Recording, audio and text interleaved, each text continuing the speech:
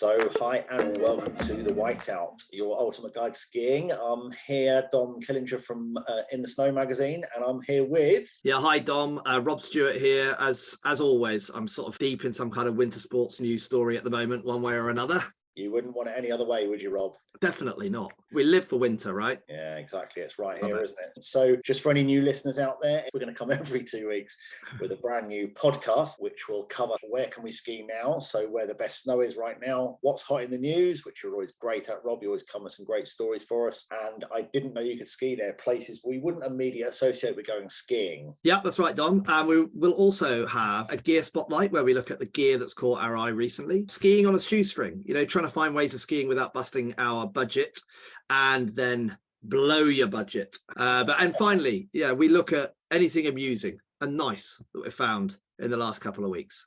We'll also be doing our bonus episodes. Last week we released about how to buy your first pair of skis, which is always nice, getting people out buying their own skis and taking those on holiday with them. Absolutely. And next week we have Ski Scotland special episode, which is your ultimate guide to skiing in Scotland. Got to do it. You know what, Rob? It's certainly something. The minute we post anything about Scotland on YouTube or on social media, it's so popular. I wonder how many of those people have actually done it, and I wonder how many people are just intrigued and fascinated by skiing in our own United Kingdom. I think it's time we both go up to Scotland together. I mean, I've skied in Scotland a lot over the years. Try and go up every winter for sure. Oh, I'm impressed. One thing we can't carry on without talking about, we are both just out of the snow show from last weekend at the NEC. So that was a good event. How did you feel? Yeah, I think it was a great event. Possibly a little short for my liking. There's plenty of positives though. Overall, I thought it was a great event. Yeah, being 2 days long, it does feel short. And those days were quite short. I felt, especially on that Saturday, potentially for that to go on to sort of 8 or 9 o'clock at night, there was potential for that and have a bit more après for people to really take part in it. I mean, those guys know what they're doing and they know how to run events. So I personally enjoyed that Battersea setup in the fact that you could do what you wanted to do in the day and then it was extended into the evening and you could kind of go upstairs or outside and have a drink with your friends, catch up with loads of people and sort of chill out and have some good conversations. Yeah, and it was good seeing some of the big brands back, seeing Norway and France Montagna and Ingham's there and Crystal. So some nice big names there and some big ski brands as well. With Salomon had a nice decent size stand there, and it's good seeing those big names back at the shows, isn't it? It's really good seeing those brands at the show. I was there on the Saturday with my family and my 13-year-old daughter, and she took to the slope and she took to that skateboarding park that they had set up there, and she did all of that and she loved all of that. That was brilliant. The kids these days, if you're into skiing and snowboarding, you're going to be into one of those skating or scootering as well. So I don't have any problems with that. Do you think they'll bring back big air indoor and that sort of thing? Do you think that'll come back? Yeah, it's a great spectacle, isn't it? And it's a big debate about what a show should be, what a ski show should be. I think for the consumer, they want a bit of both of those things. And of course, there was a pretty big announcement there, wasn't it, about starting a London version of that same show. So they're doing a whole week-long snow week, starting with the NEC at Birmingham and finishing at London XL. So that's pretty exciting for not just the industry, but for consumers as well, isn't it? I think it's great that they're launching that London show. It'll be interesting to see what goes on during that week. Yeah, definitely. So, Dom, where can we ski right now? Well, there are a few places, Rob, as we talked about last week, a number of the glaciers that are open. October certainly hasn't been the big snowfall month that we were all hoping it might be. Temperatures are still a little on the warm side, but we have seen some positive signs of snowfall being reported in the Alps and across Western North America. Need I tell you, Rob, some snowfall arrived in Sölden, one of the glacier ski areas already open for the 22-23 season in the Alps. You've just come back from there. Did you see evidence of this new snowfall in Sölden? So there was some fresh snowfall on the glacier. That definitely freshened things up a bit above, I would say, above 2,500 meters. So that saw the women's GS was due to be staged on Saturday, wasn't it? And that got cancelled. It sounded like the good news was that the men's race did happen on the Sunday, and we've got some pretty exciting news about that later. Yeah. So a little bit of untimely warm weather has meant that the first ever cross-border World Cup downhill race at Cervinia-Zermatt for next weekend is currently off. Yeah, fortunately, both of those races are cancelled. That's a shame, isn't it? But there has been widespread winter weather reported across North America, which is good news. Very heavy in Alberta as well, and Arapahoe Basin. gets Colorado's 22-23 season underway already this week. So that's pretty exciting. That sounds good to me, because I am off to the United States quite early January. So sounds good. Hopefully we will hear of some snowfall across the Alps very soon, some bigger snowfall that we can report on, because it would be good to see that kicking into action, wouldn't it? Yeah, definitely. I have heard they're a bit cooler in Norway and Scandinavia. And obviously they had a decent summer skiing season as well compared to the Alps. So the glaciers were still in good condition. And of course, they tend to get colder weather sooner anyway. They have had a little bit of snow. I don't think it's dumping it there at the moment, but I do think it's definitely getting cooler. Well, hopefully in future podcast episodes I will be raving about dumping snow, and I won't be able to have time to list the number of resorts with heaps of snow landing for us. So no doubt. So, Rob, with that as our roundup of snow conditions at the moment, what about news? Yeah, so obviously the World Cup did kick off this last weekend in Sölden. I was lucky enough to be there. As we've said before, the women's race on the Saturday was cancelled due to bad weather, wet snow, and it was causing problems. And there was a big question mark over the men's race for the Sunday, just because they were unsure if they could get the slope hard enough for those giant slalom races on the Sunday. But they managed to do it, and the weather cleared up, and it was a brilliant race. I was there with Helly Hansen and the Norwegian ski team. The news there is that they've just secured a massive sponsorship with Helly Hansen, the Norway team. I was hanging out with those guys, and actually I caught up with the likes of Henrik Kristoffersen, and I asked him whether he would do better this season. In other words, would he come first instead of second? But I also asked him about Dave Riding's win last winter in Kitzbühel, because his reaction was quite special. Yeah. And this is what he had to say about that. You're talking to a predominantly UK audience here. So, last winter we watched our famous skier David Riding winning in Kitzbühel, of course. And the scenes were really nice to see, because, along with a few other guys, you especially were one of the first people to congratulate him on the win there. Yeah. And that was great. I mean, how do you feel about... What does that make you feel when you see someone from a country like UK? We get told all the time that we can't ski, and yet someone wins a World Cup race. I think it's great for the sport. I think diversity in the people who are skiing is great. And when you have Dave there, who I've known for so many years, and I've skied so much with Dave and trained a lot with Dave, I think it was a great thing. If I didn't win, I think it was great that Dave won. Of course, I always want to win. But being on the podium together with Dave in his first win was a big deal for sure. Not, of course, for him the biggest deal, but it was also a big thing for me as well to be there on the podium with him, because we spent a bit of time together on the slopes together. So and he's a great guy. So that was really cool. That was a great interview. So yeah, I also caught up with Charlie Raposo whilst I was in Sölden. Had a great interview with Charlie, and you can catch that on a separate podcast. It's about 15 minutes long. But he also talks about the funding and the funding issues that they're facing, the team is facing at the moment. And he talked a little bit about GB Snowsports, and we're just going to hear that section now. Obviously, since funding was being cut recently, that's obviously going to give you a massive boost then. Yeah, I mean, I think if I wasn't there, this situation with British skiing and GB Snowsport is very bad. Yeah. We won't dive into it too much today, because there's not much more to say to it other than that there's mismanagement across the board as to how they're trying to sell Alpine and take that vehicle and move that forward and bring in commercial money. Yeah. You're here in Sölden.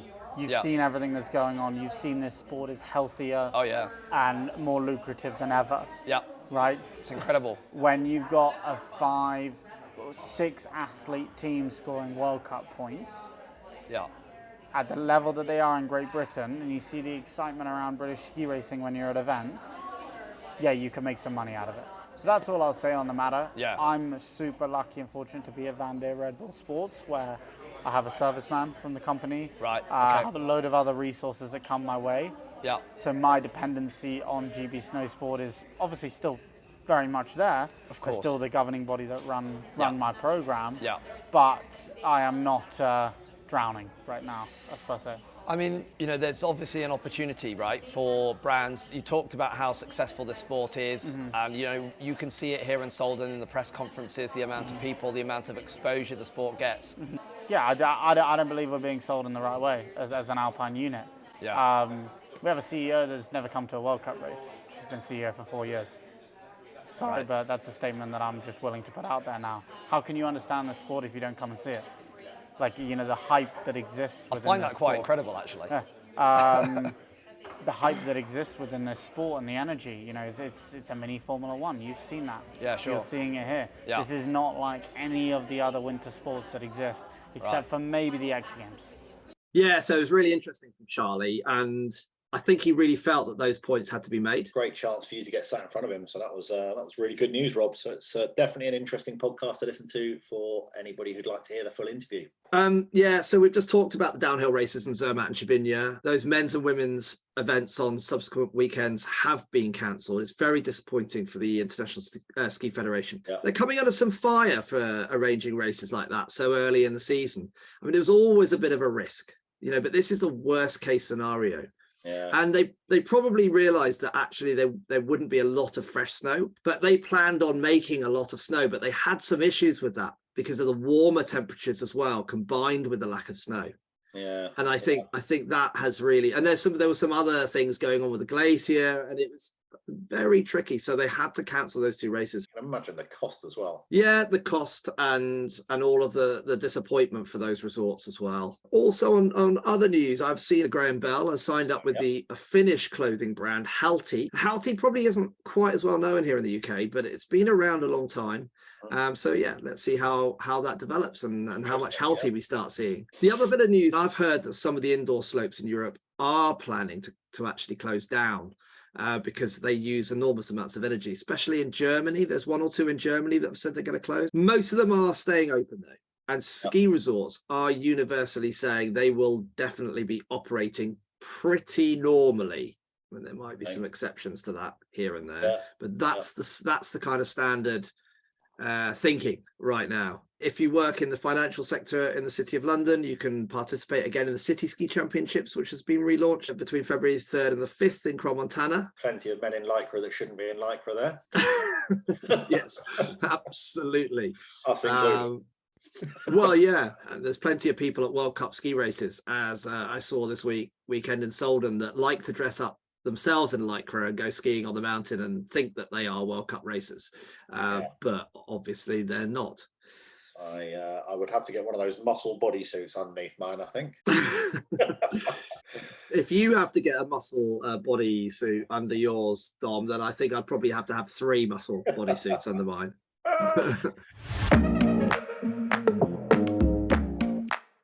So gear-wise, Dom, has anything caught your eye this week? It has. When you say caught my eye, it really did catch my eye. In case listeners don't know of the brand, I am talking Oosc, which is Oosc, Oosc clothing, which are one of these fun, funky one-piece ski suits, which, to be honest, seems to be all the rage at the moment. I've started seeing them on the slopes quite a bit, and I've known these guys for a little while. They are a pair of annoyingly good-looking young lads that are ex-university pals that have suddenly grown up to be serious business partners, and yeah, they properly burst onto the scene. I mean, I think you and I probably saw them at ISPO, 3-4 years ago, I would guess, but they're kind of that new wave of marketing where it's throw out all the old marketing ideas. They seem to somehow be well known by everybody. They're at all the right parties to be seen at, but they've also got great gear, great business head. They know exactly what they're doing. And what brought them to the front of my mind for this podcast today was seeing them at the National Snow Show. They don't turn up with a piece of shell scheme stands and a poster and a pull-up banner. They turn up with a bright pink storage container unit, one of these big metal container units. I'm sure you saw it, craned into the middle of the show. Massive great Oosc logo around the back of it. DJs on the front of the stand, beer ping pong competition. What else would you do on your stand? Obviously. On a serious front, great gear, very exciting. I saw you try to put one of the ladies' suits on. It is cool gear. It had to be done, didn't it? But it is cool gear, and people seem to love this stuff. It's real retro one-piece ski suits, bright colours, and look fantastic. Yeah, I totally agree. I love putting that suit on. Not the women's one, which obviously I realised that as I was trying to pull it over my legs wasn't quite right. But once I got hold of a men's version, felt really comfortable. And actually, our listeners, of course, could check out the video we made at the National Snow Show. Luckily for them, see me wearing that bright pink, white, purple, multicoloured one-piece suit that kind of looks like it should come out of the 80s in some ways, but in other ways it's sort of bang up to date as well. Yeah, absolutely right. And you know what, it isn't just cool clothing, but it's fully eco-friendly, fully sustainable. So by no means of a joke of a clothing brand. It's a proper UK brand. It's great seeing that happening. Yeah, and it's pretty technical. I think they've launched some new jackets this season that are 2020 waterproof breathability jackets and about as technical as you need on the ski slopes. So they're not just a pretty face. We'll have more information about them in the notes, so people can go off and check Oosc clothing online. Yep. That's my chosen brand of the week. That's nice. You, Rob? It's a nice one. Yeah, EcoSki, which is actually a retailer. It's an online retailer that are sustainable ski clothing specialists, if you like, and they are exclusively selling, it's a new product from Icebreaker, jacket and pants that are made from merino wool. I've been taking a look at it and it looks like a technical ski jacket, but it's made completely with natural products. Okay. And there's no plastic product in it at all. Wow. So I think this is pretty unique. It's not a cheap product. The jacket retails for £570 and the pants are £435. Okay. But the cool thing is you can also rent it from EcoSki for £95 for 8 days. I mean, it sounds a lot in a way, but at the same time, if you buy a ski jacket and you only wear the ski jacket for skiing, that kind of makes a financial sense if you're going to pay $570 for a jacket, but you're going to rent it for $95. I get that. Of course, if you buy a jacket and you use it a lot, I'd probably invest in the jacket. I like the idea of the merino wool outer. I'm looking forward to maybe seeing one. Icebreaker, it's a merino wool brand and they are specialists in base layers and now going into the outer market as well. So keep a lookout for it then. Yeah. In the meantime, Rob, you always take a look at skiing on a shoestring, how people can save a bit of money with skiing. We do like to offer a few budget saving tips. I know that one of the things has been a little deal for over New Year. What do you know about that? So Ingham's are offering an extra £100 off of their New Year ski holiday bookings. The offer's only available until the 31st of October. Okay. Yeah. Got to get on with that. And the £100 savings applies to all of Ingham's 7-night European December departures, dates across the company's ski products, the Lapland, Santa breaks, and only excludes Canada ski holidays. That in itself is fine, but they've got some pretty good prices on when you look at it as well. Yeah. I mean, a price for a 7-night self-catering holiday starts from £449 per person in France based on 2 adults sharing, or £499 per person for a bed and breakfast holiday in Austria, flying from London. That includes flights and the accommodation and B&B. Oh, that's fantastic value. It is. Great deal. I mean, previously, New Year was a very expensive time to get out to go skiing, even just a few years ago. I think it's to do with the way the dates are falling this year, isn't it? Because of the dates they go out, they can't quite get the flights back in time for school holidays. And I think that's why we're probably seeing some pretty good deals at the moment on New Year. And I think Ingham's aren't the only ones that are offering that. There are some good deals out there to be had over New Year. So they're talking about £100 saving for departures on the 26th of December or the 31st of December. It's pretty good, isn't it? But what about the other side of it, Don? What about blowing your budget at the moment? What have you found that you might be able to spend your hard-earned cash on? Yeah, this time it's not a holiday, Rob. I tell you, I have followed a brand called PFD, Pure Freeride Design. And this is a guy that makes bespoke, handmade bamboo freeride skis. He's pretty much started out in his back shed. He was doing a degree in product design at university, but he was also an obsessive freeride skier. So he started out in 2012. He finished his design degree. He was obviously massively into freeride skiing, and he started creating these bespoke bamboo skis, and then he moved into snowboards as well. And they are just a thing of beauty. I mean, it's the sort of thing that I think even if I wasn't a skier, I'd probably want a pair to put on my wall. They are £1,400 a pair, which in the grand scheme of things, actually, I feel is a bit of a snip, because If you're going to buy a decent pair of skis, they're going to be heading on £1,000 anyway, aren't they? But £1,400 for a beautiful, bespoke made pair of bamboo skis. Well, you know what? I did see them at the snow show, and I saw Rupert, but I got to let you know that a few years ago, I even went to his back shed garden workshop to see him making those PFD skis. Wow. So that was really cool. That was really cool. Yeah. Top secret location. And yeah, I could not possibly tell you where it is. But yeah, they are made in the UK, and it's just such a nice process to see that happening.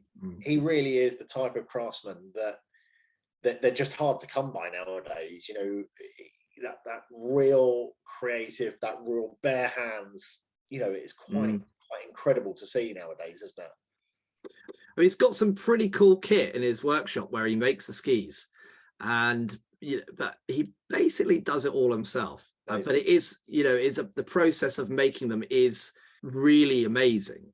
PFD skis, we'll put those in the notes of this podcast for people to go and check out. It's well worth having a look at.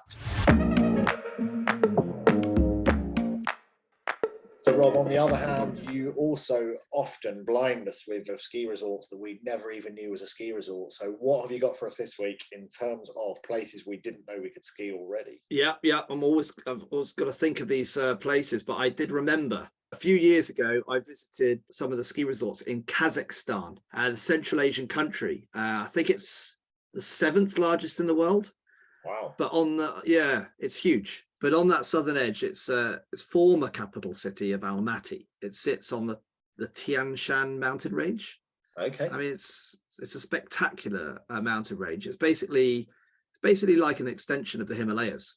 Okay. And they're very high, 4,000 meter peaks rising up above the city on one side. Goodness. And it is spectacular.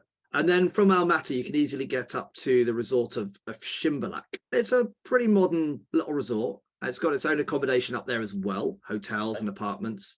You can stay up there. There's about 20 kilometers of slopes there. The lifts are pretty modern, and the skiing goes right up to above 3,000 meters. It can get pretty cold in the winter. They don't actually get a huge quantity of snow. I would say Kazakhstan's not your powder skiing destination, really. Because it gets very cold, but it's very dry. So they'll get the snowfalls, and that snow, they will keep that snow for a long time. But it is quite a dry climate because you're right on the edge of this huge, vast, sort of almost Siberian plain that stretches across Kazakhstan and into Russia. Almaty is a pretty good base. It's quite a cosmopolitan city. I enjoyed walking around Almaty, and I felt very safe there. I wouldn't say the food is for the faint-hearted generally. I mean, I was given a lot of horse meat when I was there. I mean, I was, to be fair, on quite an organized tour, and I think every meal was a bit like, this is our national dish. Like after a week, I've had your national dish like 7 times 2 now. Yeah. Thanks very much. It's delicious, and I really appreciate your hospitality. But yes, I think possibly that not every meal is sort of roasted horse. I also discovered that on the top floor of my hotel, after being there for about 4 or 5 days, there was a brothel. So that seemed quite normal to them. So there was, there's sort of interesting things like that suddenly pop up. Annoying at the end of the week. Yes. Well, I just went up there for the view of the city because it was one of the highest buildings in town. Of course. The view I got was slightly different to what I was expecting at the end of the day.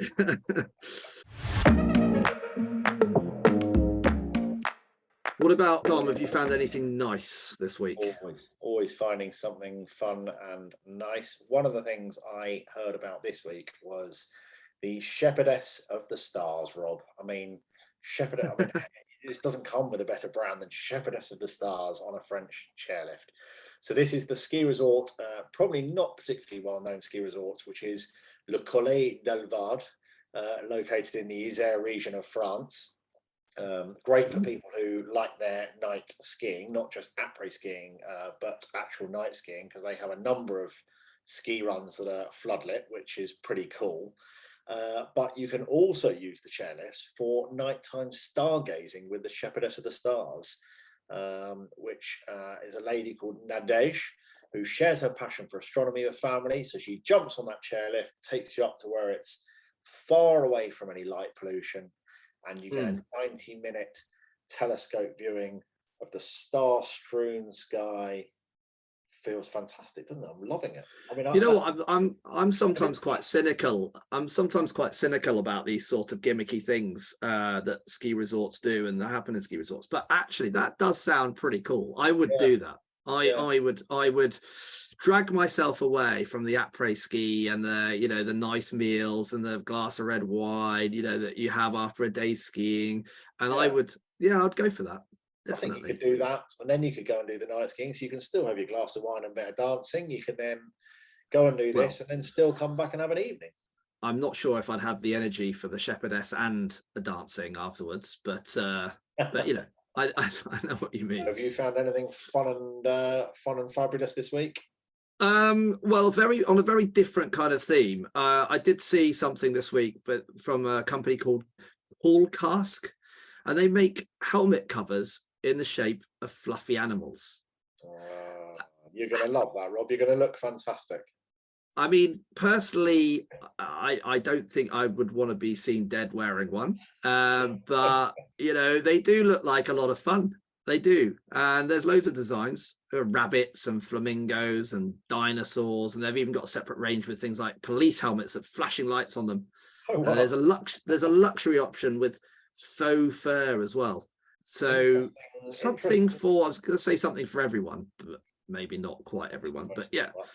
I guess pretty good for spotting your kids on the slopes, isn't it? I guess if yours is the one with the dinosaur or the flamingo on their hat, then you are going to stand out and you're going to be able to spot your kids from a distance. I guess there's a bit of a safety angle there. Yeah, definitely. For kids, I think they're brilliant. They do market them for adults as well. And I think there's probably plenty of adults that want to stand out and wear fluffy things on their head. That'll be fine. And, let's face it, helmets are not always the most exciting looking things.